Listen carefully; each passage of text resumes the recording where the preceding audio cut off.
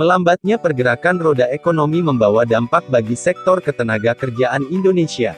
Badan Pusat Statistik (BPS) mencatat dalam kurun waktu 6 bulan, tingkat pengangguran di Indonesia bertambah sebanyak 230.000 jiwa. Mengapa itu bisa terjadi? Berikut kita rangkum akibat pengangguran di Indonesia. Sebelum lanjut ke videonya, jangan lupa untuk subscribe channel ini agar tidak ketinggalan info menarik lainnya. 1. Kemajuan teknologi. Penyebab pengangguran di Indonesia adalah kemajuan teknologi. Memang kemajuan teknologi merupakan suatu kebanggaan karena kinerja manusia pastinya akan lebih cepat dan mudah. Perkembangan teknologi di era digital seperti sekarang ini bertumbuh semakin cepat dari hari ke hari, bulan ke bulan hingga ke tahun ke depannya. Secara tidak langsung penggunaan teknologi ini meningkat tajam. Namun, sebenarnya kamu tahu gak sih apa itu teknologi? Teknologi adalah suatu sarana atau sistem yang berfungsi untuk memberikan kenyamanan serta kemudahan bagi manusia. Oleh karena itu teknologi menjadi sangat penting di era sekarang, apalagi dengan adanya teknologi digital yang berkembang pesat setiap harinya. Namun hal tersebut juga harus diwaspadai karena dapat menyebabkan ketidakseimbangan antara pekerja yang telah digantikan posisinya oleh robot atau mesin yang canggih. Biasanya alasan utamanya adalah karena biayanya jauh lebih murah dengan kerja cepat dan akurat.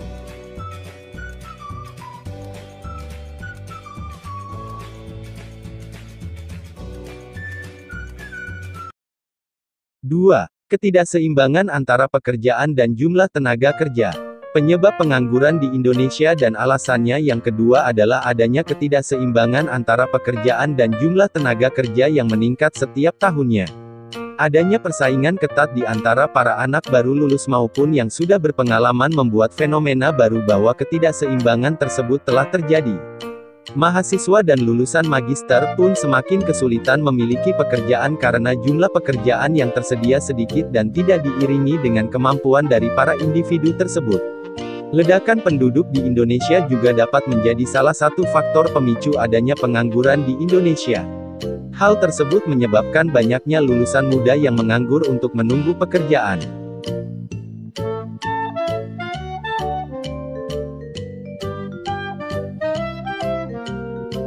3. Kemampuan para pencari kerja yang tidak sesuai. Penyebab pengangguran di Indonesia dan alasannya yang selanjutnya adalah banyaknya kriteria para pencari kerja yang tidak sesuai dengan permintaan perusahaan. Perusahaan akan membutuhkan karyawan yang sesuai dengan kriteria kebutuhan pada posisi yang akan ditempati oleh para calon karyawan. Hal tersebut biasanya menjadi kendala pada saat perusahaan membutuhkan karyawan dengan keterampilan tinggi. Secara otomatis, akan hanya ada beberapa pelamar yang memiliki kesempatan untuk diterima.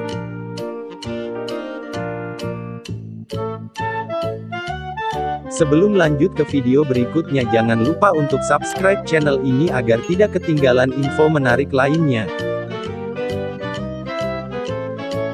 4. Tempat tinggal yang jauh.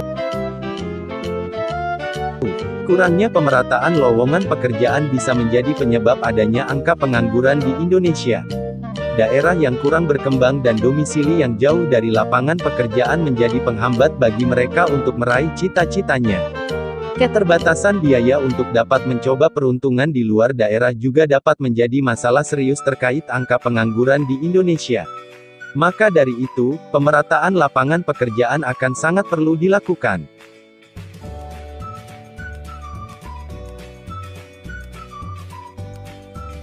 5. Adanya PHK. Penyebab pengangguran di Indonesia dan alasannya yang selanjutnya adalah adanya pemutusan hubungan kerja atau PHK. PHK akan terjadi setelah berakhirnya kontrak kerja atau adanya pengurangan tenaga kerja. Biasanya sebuah perusahaan juga akan melakukan metode ini untuk menstabilkan sistem kerja. Terima kasih sudah berkunjung di channel kami, jangan lupa untuk subscribe channel kami apabila kalian suka dengan videonya, kasih like dan bagikan ke teman-teman kalian, see you in the next video.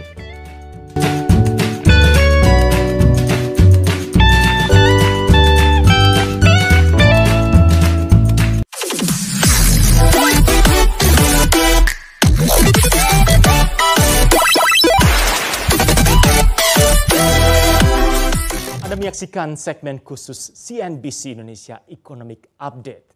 Kita akan bahas terkait subsidi upah dan perkembangan tenaga kerja Indonesia saat ini. Eksklusif untuk Anda dari tim kami, saya sudah tersambung langsung bersama dengan Menteri Ketenagakerjaan Ida Fauzia. Selamat pagi Ibu Ida, kabar sehat? Selamat pagi, alhamdulillah sehat. Semoga Mas Erwin dan penonton CNBC juga sehat semua. Amin, ini doa kita bersama Ibu Ida ya.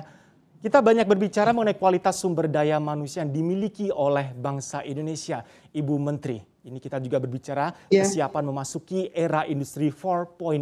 Bagaimanakah kesiapan SDM kalau kita berbicara mengenai bangsa Indonesia? Ya, saya kira pandemi COVID-19 ini semakin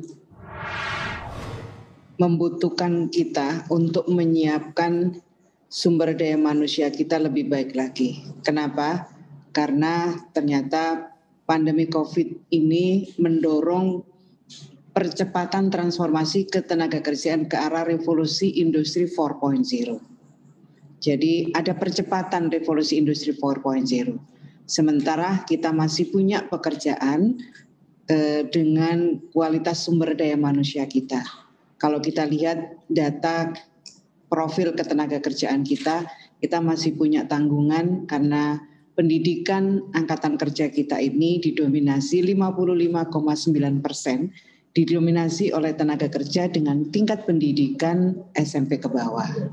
Sementara pandemi ini mendorong percepatan revolusi industri 4.0. Jadi ada upaya percepatan kita untuk melakukan segala langkah agar sumber daya manusia kita bisa memenuhi kebutuhan pasar kerja yang ternyata sangat dinamis ini. Ya, kemudian Ibu, untuk hal terbaru apa yang bisa diupdate strategi dari Kemenaker sendiri untuk bisa menghadapi transformasi kebutuhan pasar tenaga kerja di era industri 4.0 ini seperti apa saja? Ya, kami menyusun strategi dan langkah untuk memitigasi kebutuhan pasar kerja dan proses link and match pasar kerja di era industri 4.0. Yang kami lakukan adalah melakukan pelatihan vokasi yang terintegrasi dengan informasi pasar kerja, kemudian sertifikasi dan penempatan. Jadi kalau kami sering dalam satu tarikan nafas, proses pelatihan vokasi, kemudian sertifikasi dan penempatan. Apa yang kami lakukan? Kami harus melakukan analisa dinamika permintaan dan penawaran tenaga kerja. Kami juga harus mau tidak mau harus menyiapkan kompetensi baru. Tadi saya katakan karena percepatan revolusi industri 4.0 itu mau tidak mau kami harus melakukan penyiapan kompetensi baru dengan kebijakan triple scaling, reskilling dan upskilling. Kemudian untuk memastikan bahwa tenaga kerja kita juga siap di pasar kerja, kami juga harus mengoptimalkan pemagangan. Ini salah satu cara agar ada kesesuaian antara skill dengan kebutuhan pasar kerja, kebutuhan industri. Kemudian peningkatan soft skill dengan produktivitas pekerja, dan pasti itu membutuhkan redesign kurikulum dan metode dengan pendekatan human digital skill dan metode blended training. Sekarang sudah karena COVID ini kan mau tidak mau kita harus memblended training-training yang kita lakukan. Kemudian yang tidak kalah pentingnya adalah mengoptimalkan proses kolaborasi antara dunia industri, lembaga pelatihan, Kadin, Apindo, asosiasi untuk mengidentifikasi kebutuhan kompetensi. Itu yang saya kira yang sedang akan dan terus kami lakukan. Baik, Ibu Menteri, sebagai pemahaman bagi kami, Ibu, gambaran mengenai data-data ketenagakerjaan di Indonesia yang terakhir langsung dari kementerian, apa saja yang bisa kita jadikan pegangan? Mungkin bisa diawali dari jumlah pengangguran, kebutuhan, kemudian angkatan kerja, dan persentase juga tentu saja Ibu Menteri mengenai antara jumlah tenaga kerja dan kualitas yang sesuai permintaan yang dibutuhkan oleh dunia kerja. Sebenarnya pencapaian kita pada sektor ketenagakerjaan sebelum pandemi COVID-19 sesungguhnya menunjukkan perbaikan.